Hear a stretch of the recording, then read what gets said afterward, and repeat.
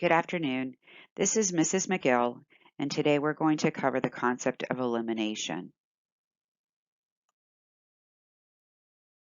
By the end of this presentation, you should be able to define and describe the concept of elimination, notice risk factors that place individuals at risk for elimination problems, recognize when an individual has problems with elimination, and provide appropriate nursing and collaborative interventions to optimize elimination. Elimination refers to the secretion and excretion of physiological waste products by the kidneys and intestines. Nurses are frequently the first healthcare providers to determine that a patient is experiencing problems with elimination, so they must be familiar with the different alterations in elimination, the contributing risk factors, and how these alterations affect other physiological processes. Formation and expulsion of feces is a complex process that promotes the retention of nutrients and important compounds while removing waste products from the body. Bowel elimination is the process of expelling stool. Terms used to describe the process of bowel elimination include defecation, defecate, or bowel movement. The urinary system filters the blood to remove fluid and electrolytes, reabsorb nutrients to maintain the optimal concentration of each, and eliminate the excess. Urinary elimination is defined as the process of expelling urine. Terms used to describe this process include micturition, urination, or voiding. Control of elimination is an important physiological function. Loss of control is described as incontinence. Urinary incontinence is a disruption in the storage or emptying of the bladder. Retention refers to the unintentional retention of urine or stool. The primary mechanisms causing retentions are usually associated with obstructions, inflammation, or ineffective neuromuscular activation within the bladder or the GI tract. The process of elimination should not cause pain or discomfort. Oftentimes, urinary elimination relieves that discomfort, but sometimes due to infection, it is painful for patients to urinate. Constipation, abdominal cramping, and hemorrhoids can cause discomfort with bowel movements. The concept of elimination can be divided into two distinct methods of elimination based on the path in which the waste travels and where it is expelled from the body. Urinary elimination requires structures of the urinary tract. The urinary tract performs processes that eliminate solute waste transported in the blood supply. Excess liquid not needed for homeostasis is also eliminated through the structures of the urinary tract. For bowel elimination to occur, solid ingested materials travel through the alimentary canal as the process of digestion takes place until the unused portions are finally expelled through the anus.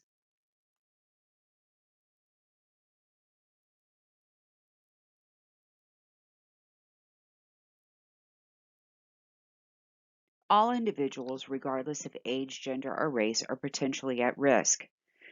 For children, their elimination system reaches maturity during early school age. And oftentimes we'll see that maybe during the night or something like that, enuresis occurs, which is the involuntary passing of urine when control should have already been established. So that contributes to somewhat of our bedwetting, which is that nocturnal enuresis.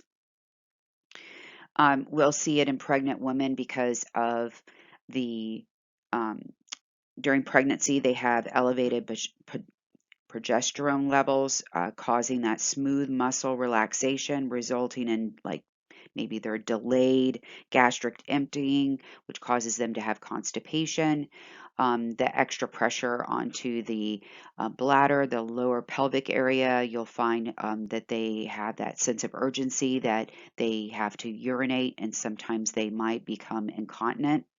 Our older adults, again, they lose that inability to hold the urine, that muscle relaxes, therefore they will have incontinence. Um, Sometimes there's that complete fecal incontinence, which occurs when the loss of the sphincter control. That's usually a result of maybe a traumatic injury, pathological changes to the rectum, or neurological alterations or injury. So then we have the patients who have that altered mobility. Maybe they can't make it to the toilet. That's actually like a functional urinary incontinence. Um, Maybe they don't have the cognitive problem or cognitive wherewithal to know that they need to get to the restroom. They wait till it's too late, and then they end up having incontinence. I saw it quite a bit with like our stroke patients because they don't have the ability to get up. They don't know how to sense whether or not they need to actually go to the bathroom, whether it's urinary or bowel. And sometimes medical conditions, like I just said, the stroke, or maybe brain injury, Crohn's disease, where they have that immediate gotta go, and they end up having fecal incontinence. And then some of our patients with the renal disease. Okay, so some of the diagnostic tests for bowel elimination problems include blood and fecal tests. Blood tests may be used to determine whether bowel problems have a systemic cause, and fecal tests can determine whether the problem is related to infection and detect the presence of blood or toxins. A colonoscopy is often used to visualize the colon and rectum to screen for polyps, cysts, tumors, lesions, diverticulitis, inflammation, bleeding, and the general integrity of the mucosal lining. Then, of course, they can send those tissue samples for biopsy just to determine that they're not cancerous. X-ray imaging include barium enema X-rays, and these are performed to visualize the colon and part of the small intestines to determine how effectively feces is evacuated. And for our urine tests, we use that urinalysis quite a bit.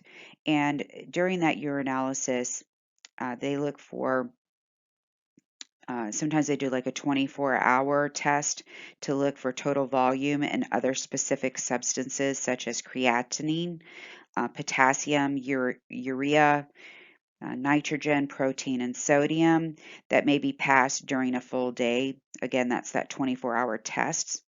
Um, we do the bladder emptying so that they can evaluate by ultrasound. They scan to examine for residual urine. So if a patient has the retention, they're able to see how much they're retaining. There's other tests also, like some radiological examinations, intravenous pyelography. These examinations are useful in visualizing the urinary tract to identify abnormal size, shape, and function of the kidneys or the kidney pelvis, ureters, and to detect if there's renal calculi, which are like kidney stones we've talked about previously, and tumors or cysts. A cystoscopy allows that direct visualization of the bladder wall in the urethra. And then, of course, we have some non-invasive tests to look at the renal system through like ultrasound, CT, MRI, and a renal scan. A lot of times they use that to look for the structure of the actual kidneys, the size, to see if there's potential any masses or obstructions. And they can also do some renal scans to evaluate like kidney blood flow, perfusion, and urine production. Okay, so what's important when we start our assessment? Well, of course, you're going to look at the history and physical of the patient. Like, have they had problems before? Have they had injury to the kidney? Do they already suffer from any type of hemorrhoids? What is their bowel pattern like? What is their urination pattern like? Is it painful when urinating? So you're going to ask a lot of those questions. Your physical exam, although most of the assessment information about elimination will be subjective, assessment of the abdomen, genitalia, and perianal areas will provide meaningful information. But remember, when you do the assessment of the abdomen, it includes that inspection, auscultation, percussion, and palpation. And palpation of the abdomen is required with careful observation in the lower midline suprapubic area, noting if the patient kind of grimaces, do they look like they're in pain, is there tenderness, or is there bladder distension? Palpation of the abdomen is always last, as it can alter the baseline of your assessment. So just remember that.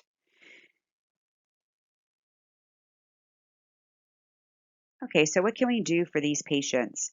Knowing that many factors affect that elimination, which include the fluid intake, diet, activity, even the medications that a patient is currently taking. Water consumption is a key element of preventing urinary and bowel problems. Water keeps stools soft and promotes intestinal motility. Adequate hydration increases volumes and removes toxins from the body. So a patient, you want to really talk to them about a diet. A diet high in fiber helps to prevent that stool retention. It is recommended to have 25 grams of fiber daily. And bland diets and low fiber diets lack bulk and therefore create insufficient residual of waste products to stimulate the reflex for defecation. So some of our low residual foods are like rice, eggs, and lean meats. So make sure that the patient is adding fluid, increased in fluid, so that it can help push those nutrients and everything in the absorption and be able to pass through their GI tract. Activity stimulates peristalsis, so that's facilitating the movement of food to move through the intestines. And bacteria in food or water can cause diarrhea. Parasites in food or water that is not properly prepared. That's how patients will get that. Therefore, they'll have maybe diarrhea, which could cause some incontinence for them. So that's some of our environmental contamination. Some of our screenings, a colonoscopy, which, they put the camera up the rectum and they visualize the intestines and look for that mucosal lining integrity.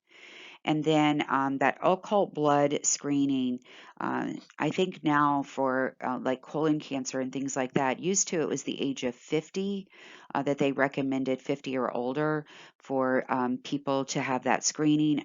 I believe they have now dropped that down to age 45 or older. And then, of course, for men, we have that prostate cancer screening, and that's recommended for men that are 55 to 69. But once they reach 70, it is not recommended for men anymore. For many of our younger population too, that early bowel training, it helps to encourage defecation. So if you keep them on the training schedules, that can assist with patients who maybe lost the ability. So we have our children and then some of our patients that have lost that ability to properly toilet and they're having incontinence problems. If you get that training back going where you're taking them to the bathroom and having them urinate or defecate, either 30 minutes after they eat, and then as far as urine, that's part of the reasons that we do that hourly rounding, so that we can assist patients with emptying the bladder and getting them sometimes back on that toileting training. Because there's many collaborative management issues that we can address for patients who are suffering from incontinence or elimination problems. So the most common strategies are they'll use medications like antibiotics, diuretics, stool softeners, laxatives, analgesics. Incontinence management is kind of like what we were talking about before, the bladder and bowel retraining. And then, of course, there's some invasive procedures and surgery. So our patients that are having problems with the renal area, a lot of times we'll see dialysis, and that's for patients with acute or chronic renal failure. Urinary catheterization for patients with urinary retention, whether we do like a straight cath or they put a Foley in. And then prostate surgery for men. If patients have a lot of that renal calculi, which is the kidney stones, they'll remove those out. And there are times that sometimes there's urinary diversion. So, like a urinary stoma is placed on the abdomen to help patients uh, with that urination. So, the antibiotics oftentimes are used to treat that like a kidney or a urinary tract infection. Diuretics are used to increase the amount of urine produced. And agents to manage constipation. So we're looking at stool softeners or laxatives, and then analgesics just help with any of the pain that a patient may be having or that discomfort due to either bowel or bladder retention, or even patients with hemorrhoids, maybe they're having pain or discomfort when they urinate or when they defecate themselves. Okay, so some of the medications that we use for bowel elimination, of course, there's the laxatives, and there's different types, but these help stimulate bowel movements or loosen up stool to ease its passage. You just want to make sure that you provide some patient teaching regarding the use of laxatives, because overuse of them can weaken the bowel's natural response to fecal distension, thereby um, they end up not going um, on their own, like that natural feeling that pressure, that movement. They don't feel like they need to go to the bathroom. So laxatives can really affect that. So you want to teach patients about continual use of that. Stool softeners, they soften the stool to make it easier to pass. So an example of that is like Colace. Um, and then, of course, like the analgesics that I was talking about, maybe for like the hemorrhoid pain or discomfort, or if somebody has a urinary tract infection and they're feeling that pain, sometimes they'll use analgesics to help with that discomfort. Okay, so pharmacological therapy for urinary elimination. Again, they may include some diuretics to increase urine production. Anticholinergic medications are used to reduce urinary frequency and treat urinary incontinence. And cholinergic medications are used to stimulate bladder contractions, promoting urination, especially if patients are having difficulty voiding.